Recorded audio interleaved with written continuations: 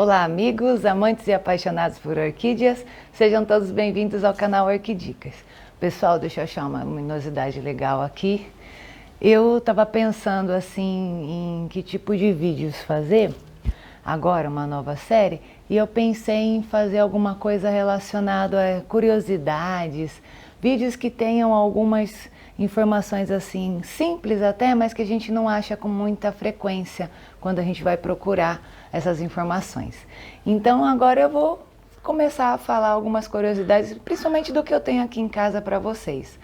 E uma delas que eu resolvi aproveitar aqui o momento, que eu quero ver se eu consigo mostrar para vocês, é isso aqui. Olha que graça, gente. Vocês estão vendo as euglócias se acabando no cataceto. Deixa eu mudar o ângulo. Olha aqui. Que coisa mais linda. Muita gente fica com raiva quando essas bichinhas aparecem, porque realmente, às vezes, em 24 horas, elas acabam com a floração de um catacetum nosso, né? Eu acho essas abelhas, todas as abelhas incríveis, mas as euglócias em especial, elas são as abelhas do catacetum, né? E sem essas abelhas não haveriam as polinizações, sem essas abelhas a gente não teria a proliferação das espécies na natureza, tanto das orquídeas e como até dos nossos alimentos. Então, para quem não sabe, o fato das abelhas estarem sendo exterminadas na natureza é uma coisa muito grave, porque isso vai com certeza vai dar um problema para a nossa geração, para as próximas e para o nosso planeta muito sério. As abelhas são responsáveis pela polinização das orquídeas e dos nossos alimentos. Então, o uso indiscriminado de agrotóxicos e sem controle, sem cuidado, está fazendo com que as abelhas sejam exterminadas e isso não é legal. Isso é muito triste, inclusive. Então, eu já falei para vocês, eu tenho aqui em casa uma colmeia grande de jataís. Elas ficam aqui, fazem polinização, saem para passear, voltam. Recebo a visita das euglócias, de cachorra, daquela magangaba. Nossa, vem muita abelha aqui. Tem uma que eu gosto muito, que ela é grandona, preta com amarela. Como é o nome dela? Esqueci. Mas é incrível e elas vêm aqui, fazem as polinizações. E já que eu estou falando em polinização, vamos lá para mostrar uma coisinha bem legal para vocês. Essa daqui é uma orquídea terrestre, a Oceoclades.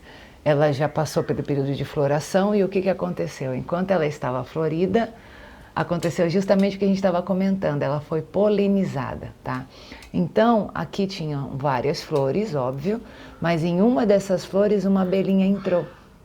Quando a abelhinha entra,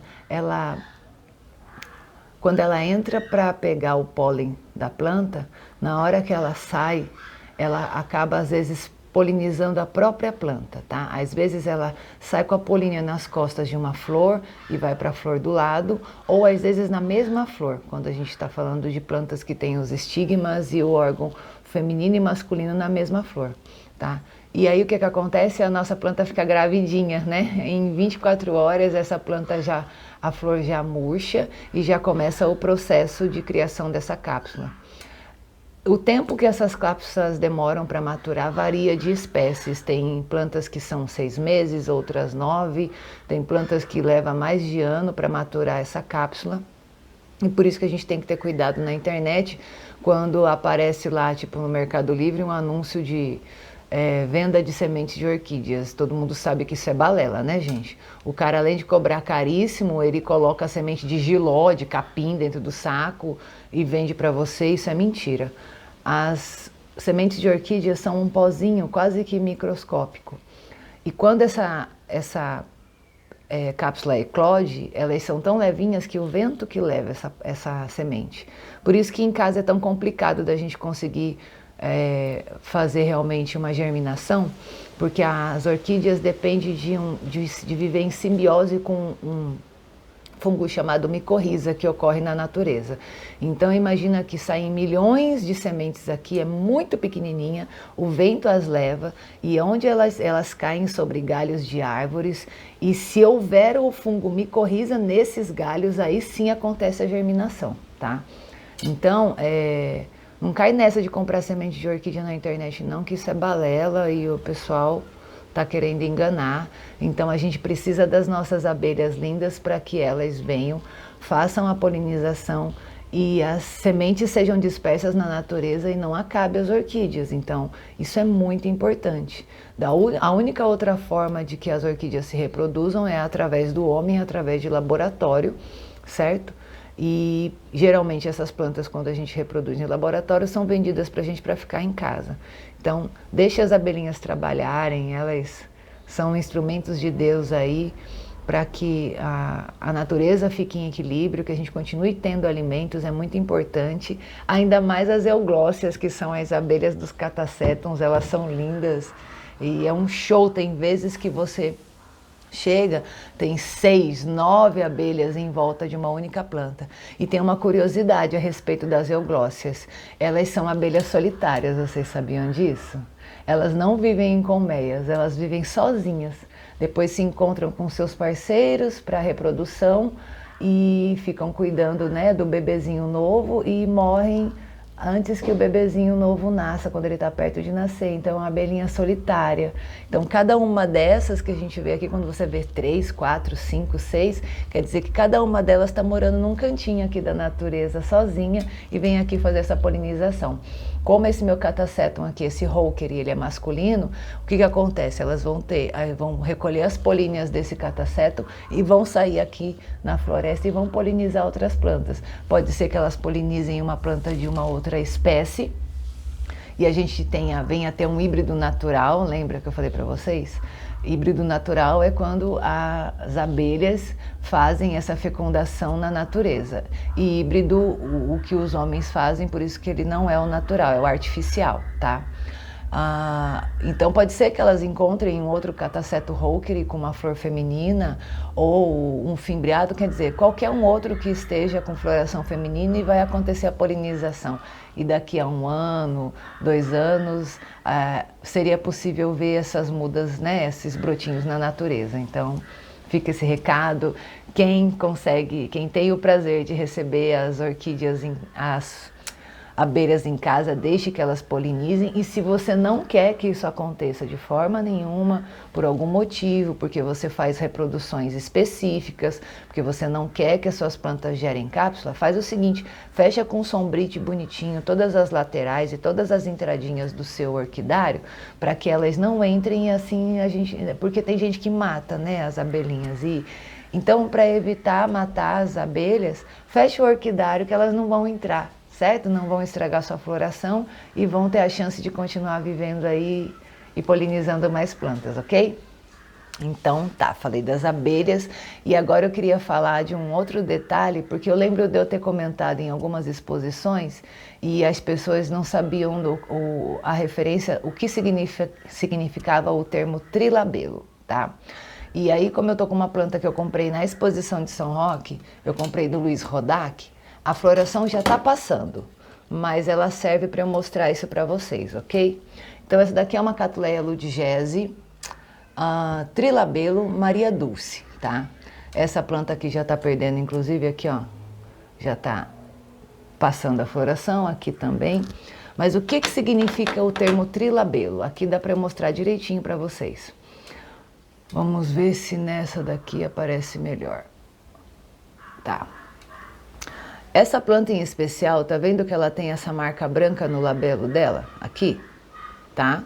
Isso, obviamente, é uma estratégia que a planta tem para atrair os polinizadores, para que as abelhas enxerguem com mais facilidade. As cores das plantas em geral também tem, tudo isso o intuito, é uma estratégia da natureza para reprodução. E o que as plantas que a gente chama de trilabelo têm de especial? Elas imitam na ponta das 2 pétalas a cor do labelo.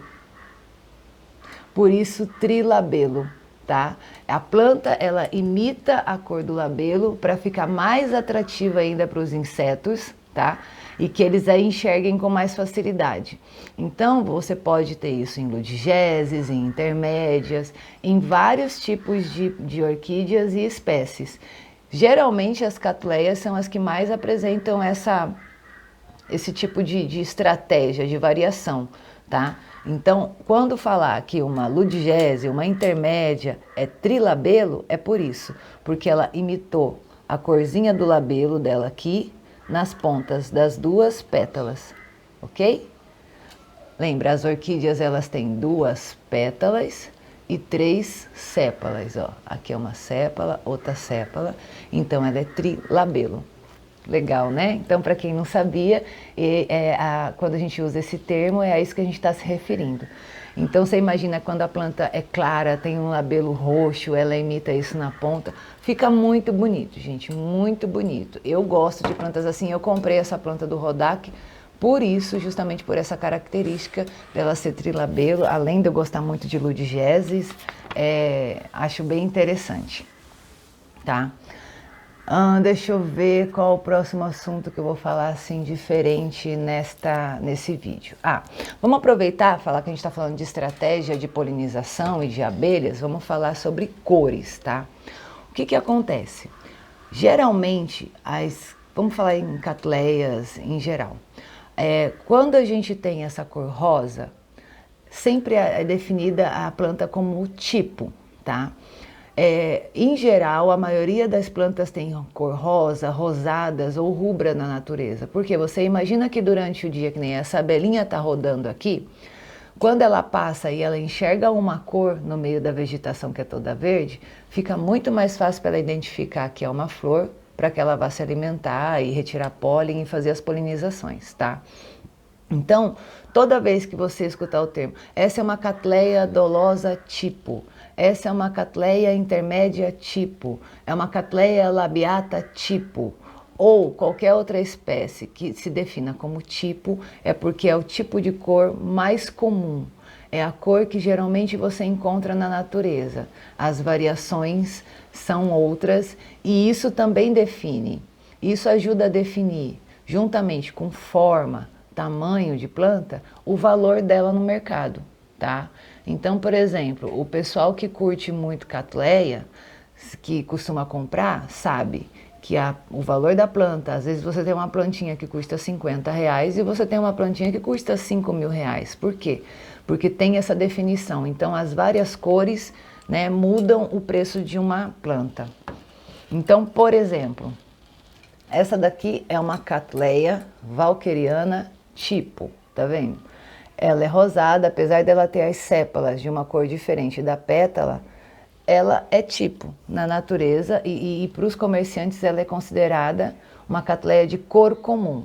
Se ela tivesse uma boa forma, se ela tivesse as pétalas mais fechadinhas junto com as sépalas, ela talvez tivesse um valor maior de mercado. Por isso, é uma tipo, mas tem uma forma melhor. Então, uma planta dessa não pode ser vendida muito caro, certo? Ela é linda, cheirosa, maravilhosa como qualquer walkeriana, mas não é uma planta, vamos dizer, que vai para uma exposição, que vai ganhar um pódio. Eu, sinceramente, não me incomodo com esse tipo de coisa e não fico procurando planta com esse tipo de característica, porque a minha intenção não é pódio, a minha intenção é cultivo e eu gosto de todas as plantas, o perfume das walkerianas é incrível, eu adoro. Mas se você está interessado nesse tipo de coisa, você teria que ter, essa walkeriana teria que ter essa sépala aqui, ó, em pé, e as pétalas teriam que ser mais fechadinhas. Isso definiria uma forma melhor e daria para ela uma condição de ter um pódio, de ganhar uma pontuação melhor numa exposição, tá? Então, vamos dizer, quando você vai comprar uma planta, o que acontece? Você tem diferenças de preço. Então, vamos falar do que é mais caro, do mais barato para o mais caro. Então, toda vez que a planta, mesmo não tendo boa forma, for tipo, ela sempre vai ser da mais barata. Em seguida, nós temos as vinicolors, que eu não tenho nenhuma aqui para mostrar, e as cerúleas. Então, o termo cerúleo na biologia significa, é como se a gente estivesse falando azul. E o azul, na realidade, não existe, ele é meio roxo. Então, tudo que quando você vê Cattleya walkeriana cerúlea, labiata cerúlea, ametistoglossa cerúlea, quer dizer que ela vai ser roxinha. Tá? E uma planta roxinha tem mais valor do que uma planta tipo, ok? Então, tipo é mais barata, cerúlea é mais cara um pouquinho. E se essa planta for alba, certo? Alba branca, aí ela é mais cara ainda. Por quê? Plantas albas são mais raras, tá? E sendo mais raras, elas são mais caras. Então, se essa plantinha aqui fosse totalmente branca, ela seria alba. Se ela tivesse uma toda branca e um pouquinho de corzinha, qualquer manchinha que ela tenha no labelo, aí é albensis, certo? Então, se fosse pra gente comprar, o que seria mais barato, tá? Uma catleia tipo é mais barata que uma catleia cerúlea, que é mais barata que uma catleia, estamos falando das valquerianas, albensis, e que é mais barata do que uma catleia valqueriana alba, tá? Então fica para vocês aí essa dica, essas curiosidades para vocês saberem. Então nesse primeiro vídeo a gente falou das abelhinhas, falou o que significa o termo trilabelo. Se você não sabia, agora você sabe. Então quando você for comprar uma planta que você perceber que ela tem essas características, é diferente, é mais raro, então dê preferência para comprar uma planta que tenha a característica de trilabelo, tá? E porque é um pouco da explicação de por que as plantas são mais caras, né? As definições de mercado para isso. Como eu disse para vocês, eu amo valqueriana, amo o perfume da valqueriana, acho todas lindas, entendeu? Mesmo as albas, as albenses são maravilhosas. Essa planta aqui eu ganhei de presente do Marcelo Marques, para quem não sabe, é a primeira floração dela. Ganhei ano passado dele, tá aqui linda. E fica essa dica para vocês. Então aprendemos o valor das abelhas, aprendemos o que é uma orquídea com característica de trilabelo e as diferenças de valores e cores e suas definições para que serve, tanto na parte comercial como na natureza, a estratégia das plantas para conseguir atrair mais polinizadores, ok? Então fica para vocês essa dica. Vou finalizando o vídeo por aqui. Não esquece de se inscrever no canal, de compartilhar, de passar para os amigos, de ir até o grupo, de ir em todas as nossas redes sociais. Comenta, dá sugestão aí, vai pedindo aí as explicações que eu vou fazendo os vídeos para vocês, tá bom? Um beijo, tchauzinho!